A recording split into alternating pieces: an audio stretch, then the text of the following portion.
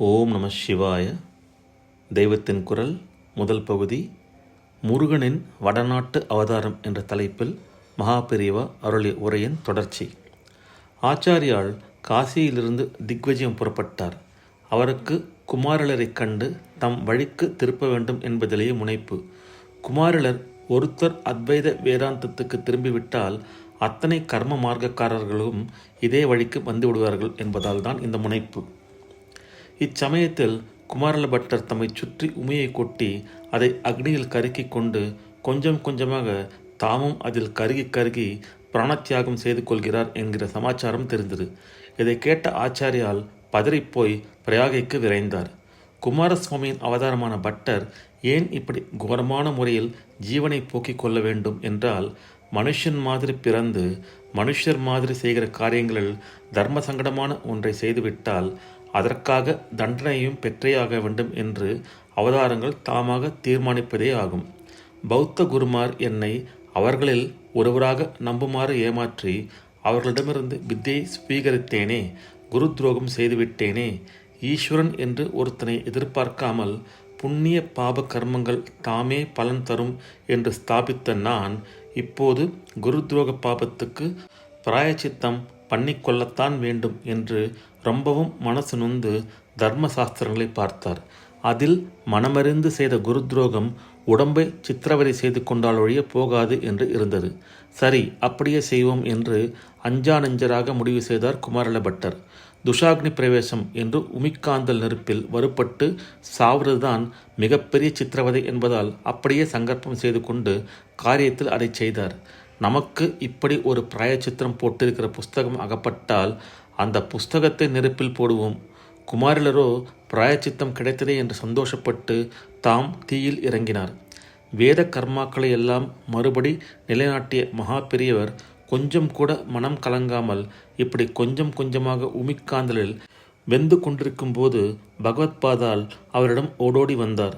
குரு துரோகத்துக்கு தண்டனையாக நிஜமான குரு கூட இல்லை, போலி குரு துரோகத்துக்காக உமிக்காந்தல் அக்னியில் வெந்து கொண்டிருந்த குமாரல பட்டருக்கு முன் நம் ஆச்சாரியால் வந்து நின்றார். ஆச்சாரிய தரிசனத்தால் குமாரல பட்டருக்கு துஷாக்னியின் தகிப்பு தெரியவே இல்லை. தரிசன அமிர்தத்தோடு ஆச்சாரியால் அவருக்கு தத்துவ உபதேச அமிர்தத்தையும் கொடுத்தார். இதுவரை கதை சொன்னேன், இப்போது கொஞ்சம் கொஞ்சம் தத்துவம் சொல்கிறேன்.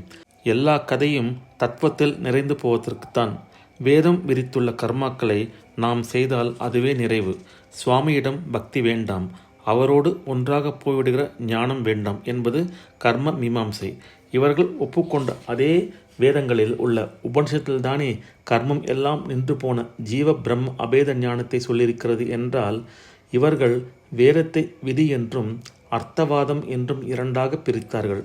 விதி என்பது நீ இன்னின்ன கர்மாக்களை இப்படி இப்படி செய் என்று சொல்லி அந்த கர்மாக்களில் பிரயோகமாகிற மந்திரங்களை தரும் பகுதி, அதாவது காரியத்தை சொல்கிற பாகம். ஜீவ பிரம்ம அபேத வாசகங்களில் காரியம் இல்லை, வெறுமே இருந்து கொண்டிருக்கிற நிலையை அது சொல்கிறது.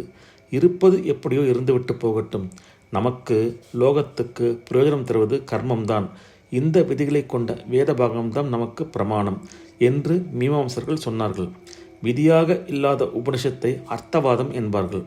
ஒரு விதியை அனுஷ்டிப்பதால் உண்டாகும் பலனை உயர்த்தி சொல்லி அதனால் விதிகளில் ஜனங்கள் ஊக்குவதற்காக கதைப்பது தான் அர்த்தவாதம்.